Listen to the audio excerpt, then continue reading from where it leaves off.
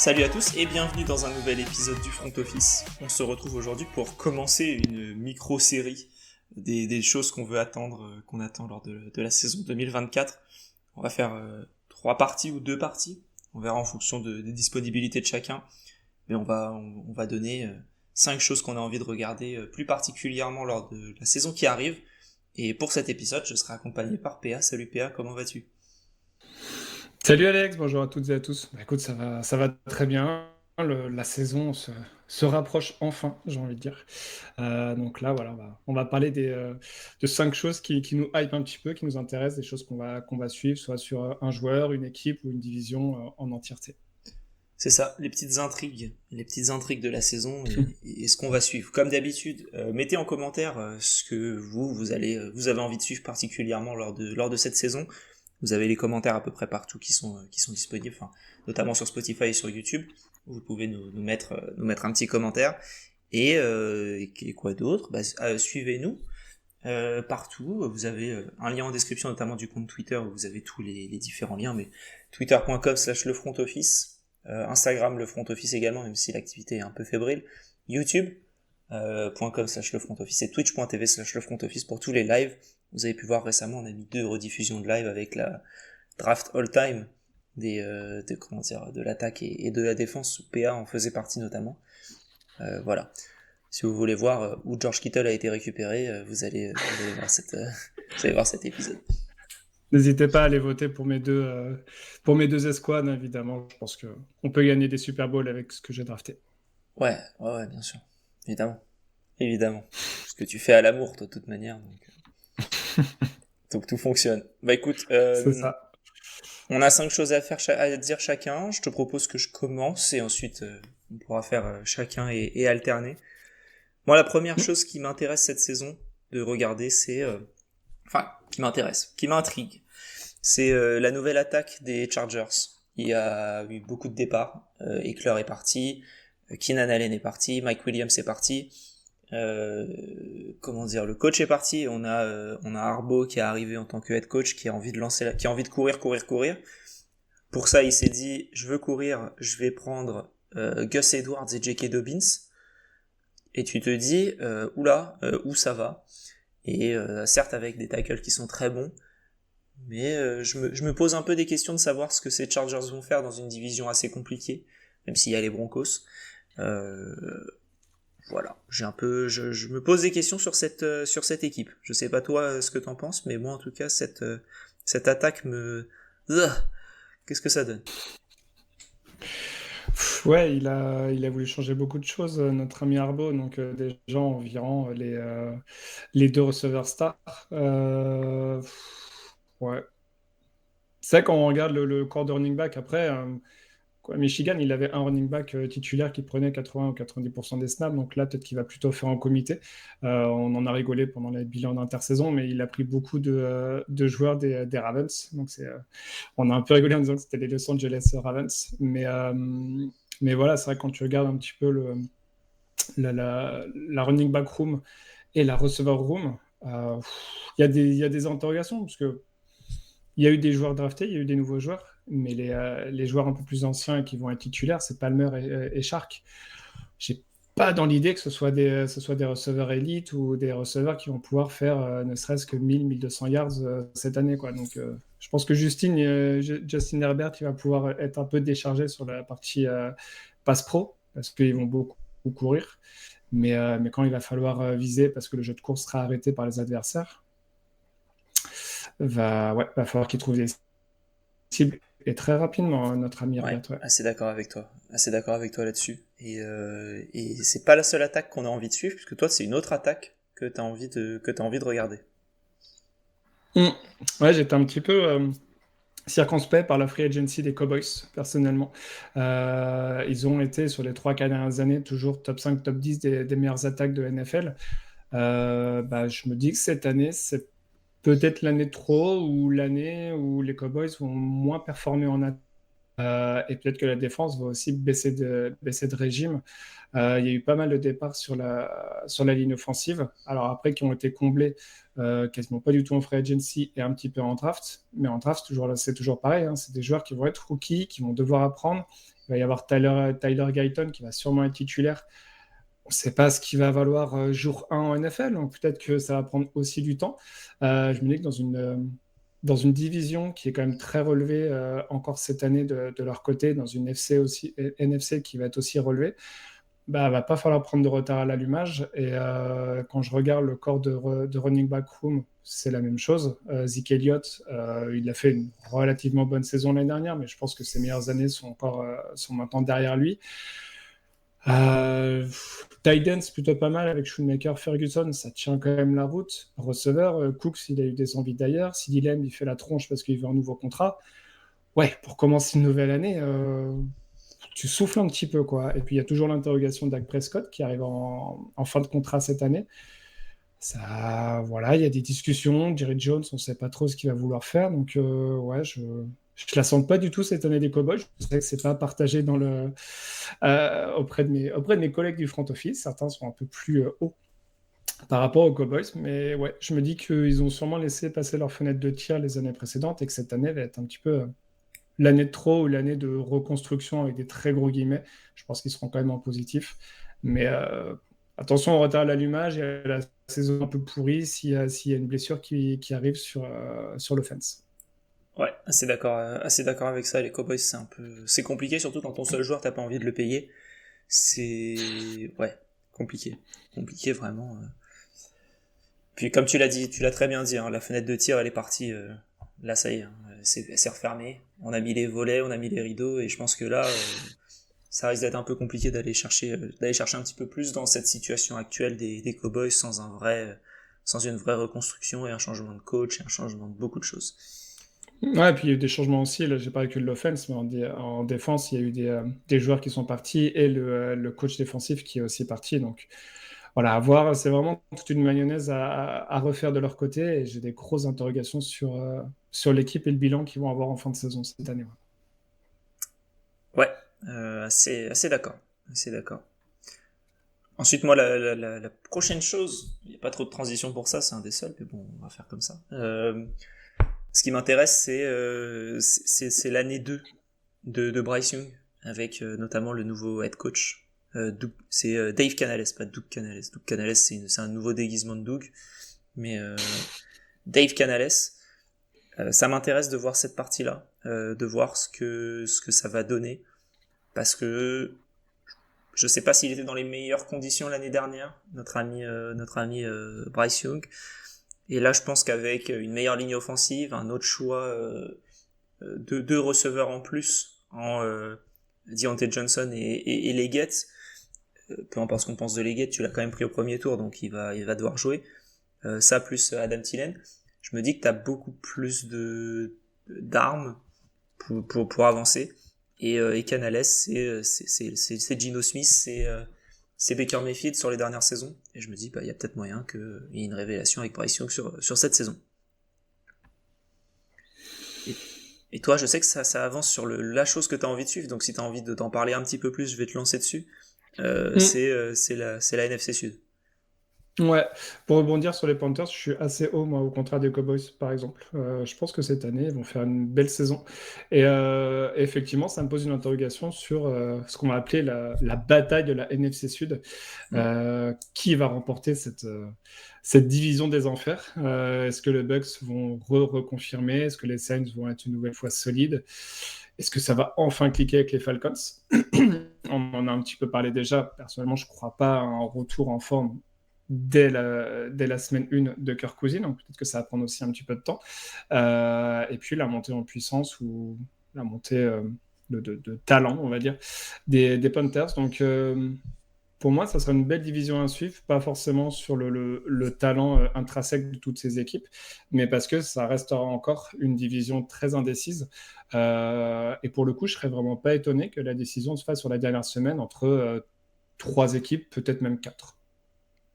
Ok, intéressant. Moi, j'ai du mal à voir les Saints dans le mix, mais Les Panthers aussi, j'ai un peu du mal, mais on sait jamais. Hein. L'année dernière, les Saints ont fait une belle, ils ont fait 9-8. Donc, Mm. ouais, Les Saints, ils sont toujours, c'est toujours une équipe pénible à jouer. Ils sont costauds défensivement. Ils vont avoir des vrais playmakers en défense, aussi en attaque. Il y a pas eu de mouvement sur le coaching staff. Donc voilà, je me dis que avec la stabilité qu'ils ont eue, un peu comme les Bucks finalement, même s'ils ont perdu Canales, mais un peu comme les Bucks, ils vont garder cette stabilité. Et je me dis que ils vont être chiants à jouer les deux. Et ouais. que pour moi, les Falcons vont monter et les Panthers vont être une bonne surprise cette année. Donc c'est pour ça que je vois plutôt, alors peut-être pas dernière semaine, mais en tout cas sur les 2 dernières semaines, pourquoi pas les 4 équipes qui vont jouer sur la victoire de division. Ouais. Ouais, ça s'entend, ça s'entend. Dans une NFC où il y a eu des beaux contrats qui ont été signés, avec Kirk Cousins qui a récupéré 40 millions, Baker Mayfield qui a récupéré 30 millions. Euh, c'est aussi l'intérêt de voir comme ça si c'est des investissements qui sont intéressants. Moi, c'est pour continuer sur des QB consignés, des gros contrats. J'ai envie de voir qui de, alors, je vais le phraser positivement et ensuite je vais donner vraiment le fond de ma pensée. Mais quel gros QB va confirmer? Quel QB avec un gros contrat parmi Tua, Jordan Love et Trevor Lawrence? Lequel va vraiment confirmer et surtout lequel va se vautrer? Parce que je pense qu'il y en a, je pense pas que les trois seront des succès. Et je me demande, quand on regardera un contrat dans 1 an et demi, et on se dira, mais comment on a fait pour signer ce mec-là à temps? Et je pense que pour les trois, il y a des raisons de se dire, c'était une erreur. Même au moment de prendre la décision. Jordan Love, c'est une demi-saison. Trevor Lawrence, il a quoi? Il a une victoire en playoff? Et tu lui donnes ça, je suis même pas sûr qu'il ait une victoire en playoff, tu vois. Euh, donc, Non, parce qu'il y a tu, 2 ans, il était blessé et l'année dernière, il perd au premier tour. ouais, voilà. Donc, tu te dis, ok, tu donnes 53 millions, 53 millions, 55 millions à des joueurs qui n'ont rien prouvé. Alors, Jordan Love un peu plus sur le peu de temps qu'il avait, mais c'est une fenêtre de tir beaucoup trop faible. Donc voilà, je me demande lequel va confirmer et lequel on se dira, oula, qu'est-ce que c'était que cette décision? Je suis complètement d'accord. On a parlé dans le Discord de l'équipe. Il y a eu une flambée des prix, il y a eu une montée des montants garantis, pas garantis. Enfin, c'était infernal. Et sur les 3 QB, j'ai le sentiment que je dirais que c'est un peu le coaching staff qui fait le QB.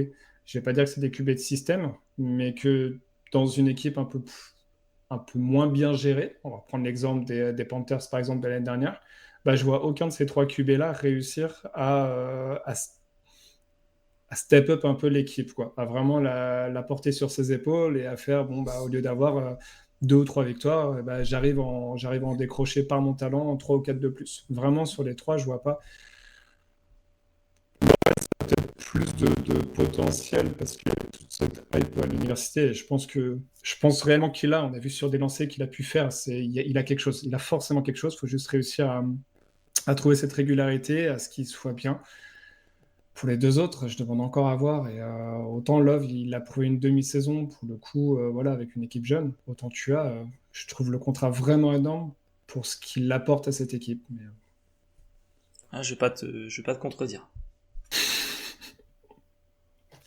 après, on a vu avec son remplaçant que ça va pas été mieux. Donc bon, paye ton QB, vois ce que ça donne. Voilà, j'ai l'impression que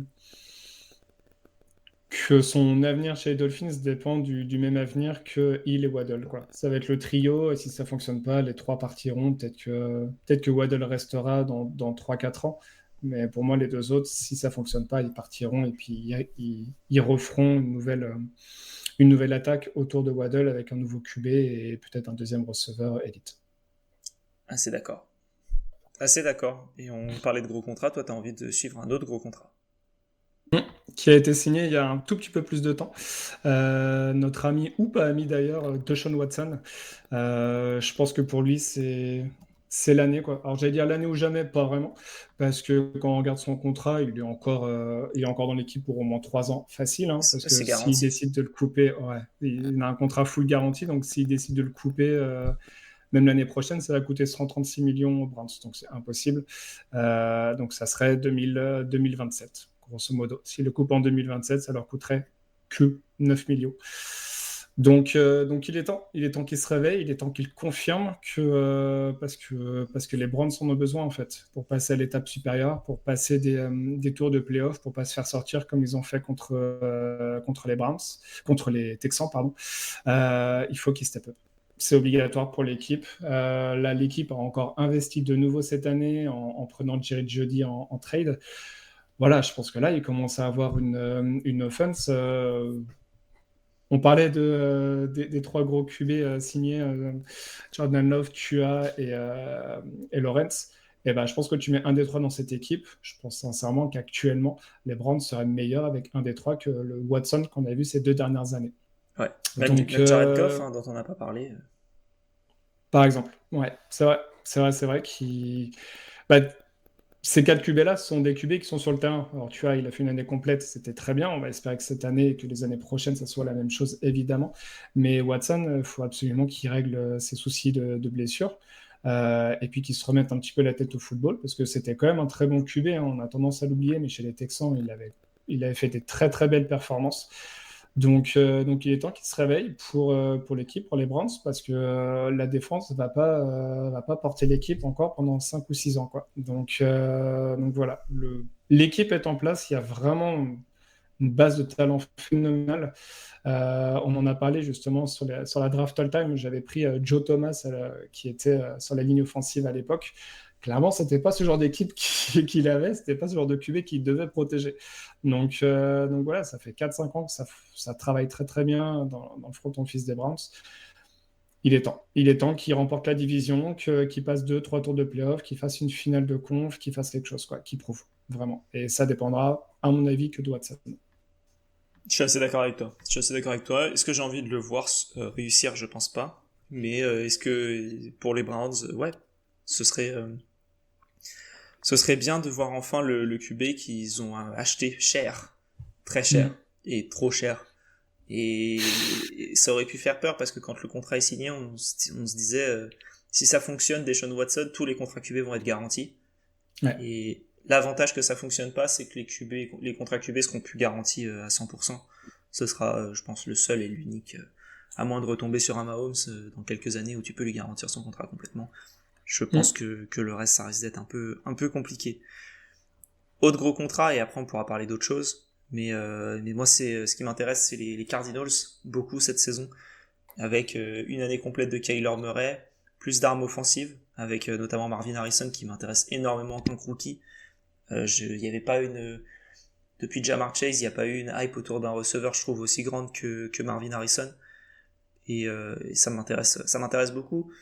Gannon, en tant que head coach, il a fait des belles choses avec une équipe moyenne et je trouve qu'ils se sont renforcés cette saison.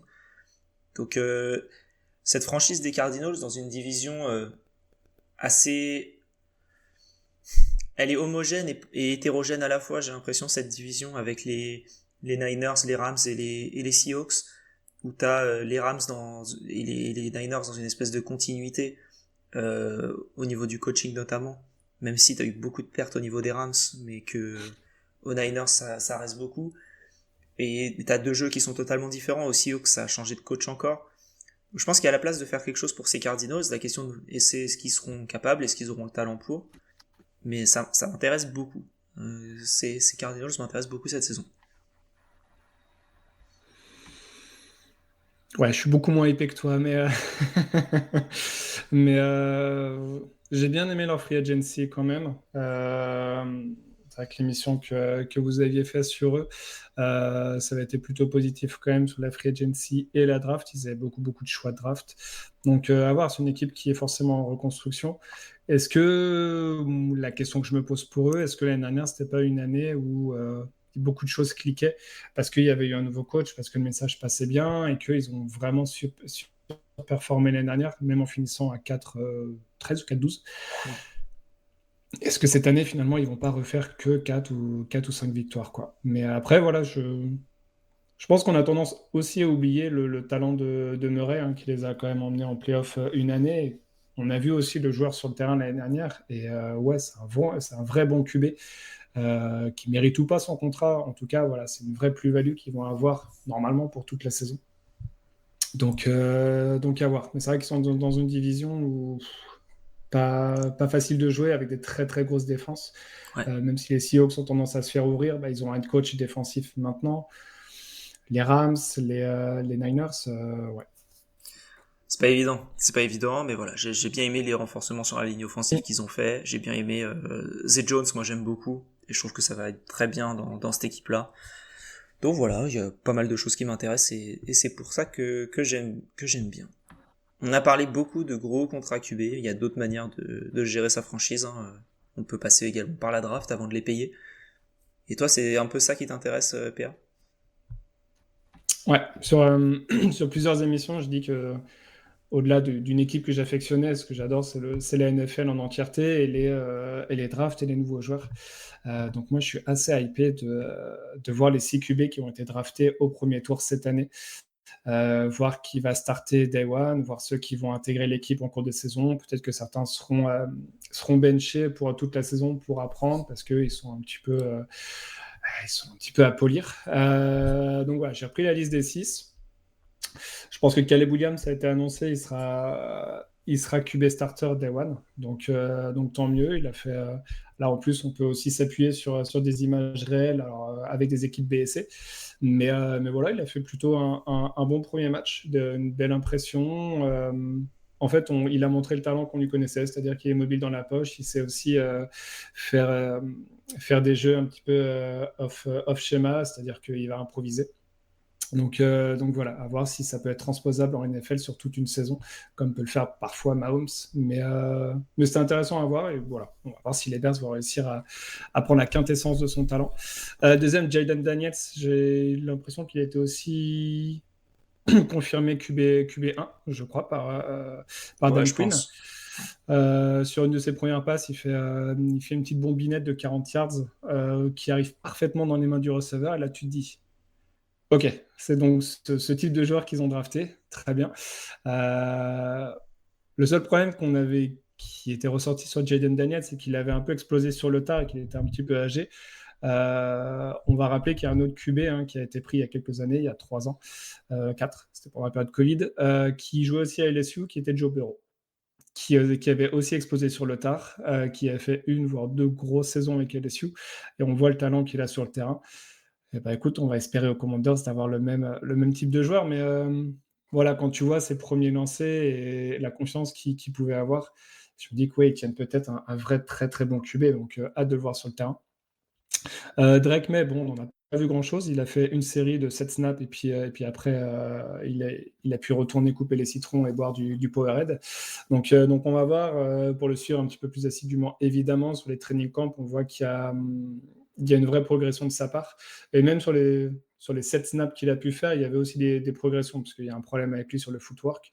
Et on a vu déjà une progression par rapport à ce qu'il proposait à l'université, donc tant mieux. J'arrive pas encore à me positionner sur lui, s'il va jouer ou pas cette année. Peut-être qu'il jouera quelques cartons si le match est décidé. Malheureusement, si le match est décidé, ça sera en défaveur des Patriots, je pense, cette année. Pas Mais à très voir. confiant? Peut-être qu'il joue. Disons que sur les retours de camp d'entraînement qu'on a, la ligne offensive fait très très peur. Donc en fait, je serais plus à espérer qu'il joue pas pour éviter de se prendre une énorme blessure. Parce que Vederian Lowe en left tackle, c'est absolument pas possible en NFL actuel. Donc voilà. Mais bon, je souhaite pas non plus que Jacoby Brissett soit blessé. Hein, je l'aime bien, donc je souhaite du mal à personne. Ouais, foutez Bailey Zappi à la place. Voilà. Mais voilà, à voir. Peut-être qu'il jouera sur la fin de saison si la saison est décidée pour qu'il prenne aussi des reps, comme avait fait un petit peu Mahomes en fait la première année où il avait joué un match et il avait été titulaire en deuxième année. Donc à voir ce que ça va être. Peut-être qu'il jouera un petit peu, peut-être qu'il prendra la moitié de saison. J'arrive pas du tout encore à me positionner sur lui. Le quatrième, le fameux Michael Penix. Bon, lui, on sait pas trop. Ça dépendra du niveau de Cousins aussi. Moi, dans l'absolu, je suis pas très confiant, donc peut-être qu'on verra Penix sur le terrain cette année. Ray Morris a dit qu'il était très content de ce qu'avait proposé Penix pendant le match de pré-saison. Donc, il y a peut-être un espoir de le voir et finalement qu'il chope la place de Cousins. Bon, pour les Falcons, je veux dire que j'espère pas, parce qu'il a quand même un contrat assuré sur 2 ans, le pauvre Cousins. Donc, Ouais. s'ils veulent le couper ou l'échanger ou ce que tu veux, ça va être très compliqué. JJ McCarthy, écoute, je sais pas s'il va démarrer la Non, semaine 1. il est blessé de toute manière, donc il pourra pas démarrer la semaine Ouais, 1. mais pas beaucoup. Pas beaucoup, je crois. Ou justement, il a une petite opération. Donc, je sais Ouais. pas il serait dispo à ce moment-là. Mais écoute, je pense qu'il va finir la saison. Je le vois bien finir la saison parce que, pareil, ce qu'il a montré, j'ai un petit peu regardé le match et pareil, l'interception, elle est pas. C'est un QB rookie, quoi, mais derrière, il fait de bons drives qui amènent à 2 TD, quoi. Donc, à voir. Ça reste aussi que de la pré-saison, évidemment. Hein, on va pas s'extasier là-dessus. On va pas dire JJ McCarthy MVP, Mais si, vas-y, dis. mais je pense, ça sera dans un autre épisode.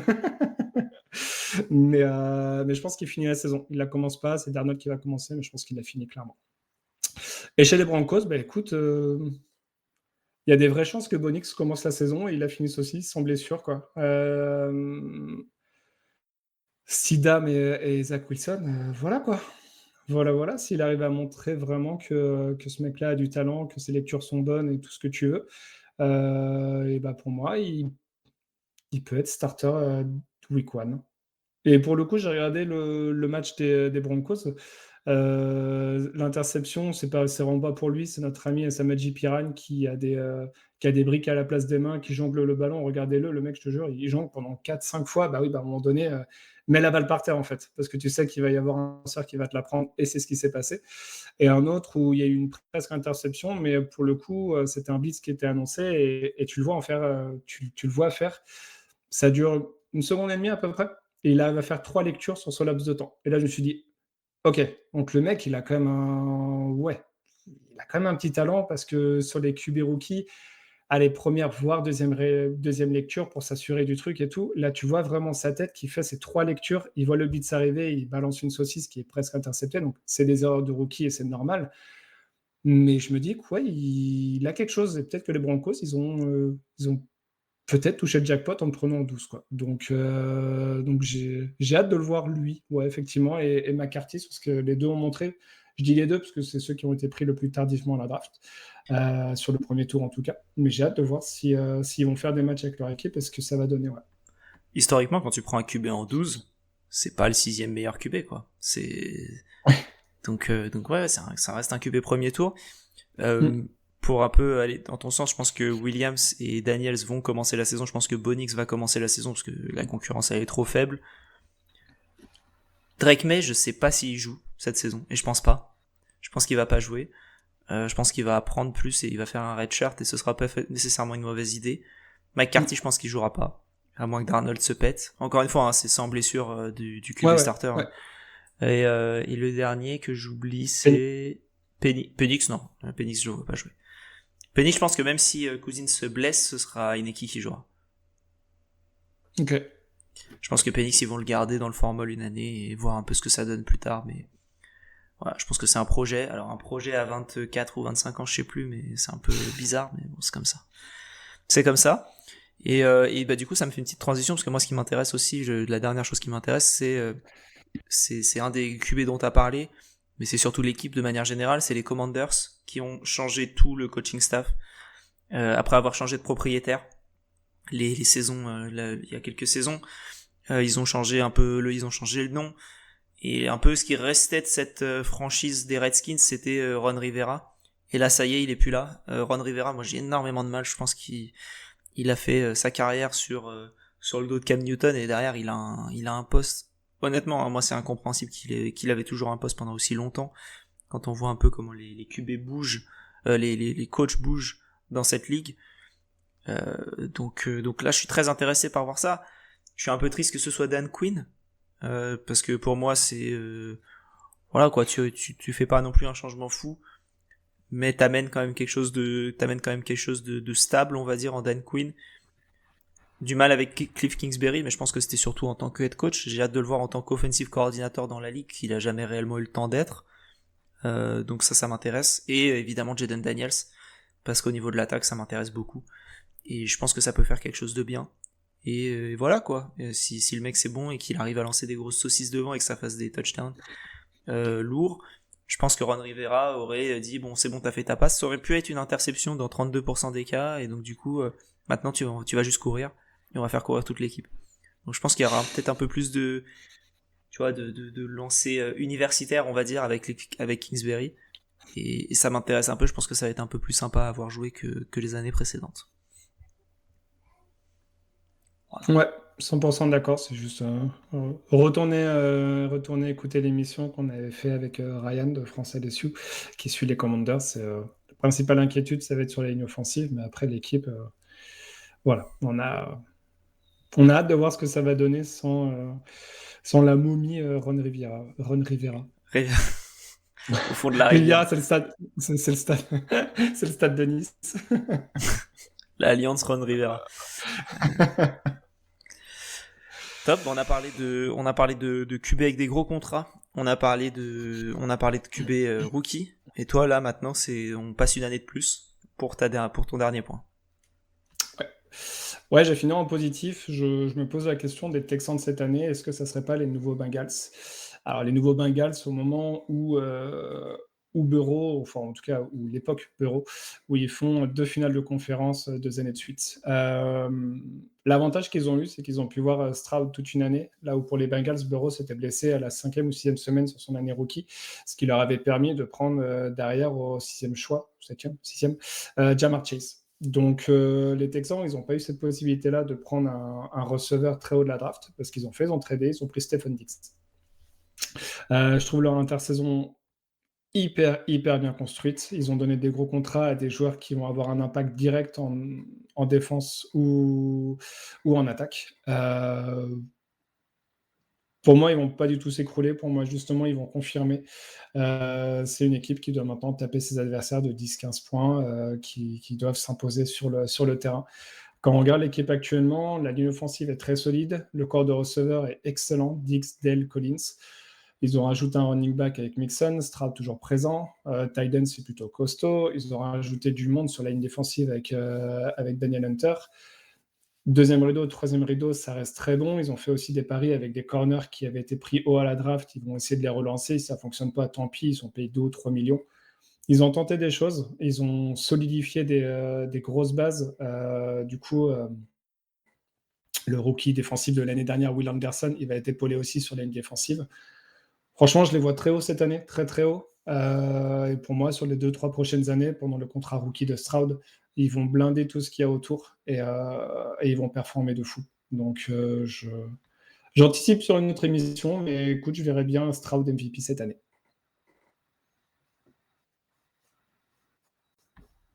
Intéressant. Ça me surprendrait pas non plus.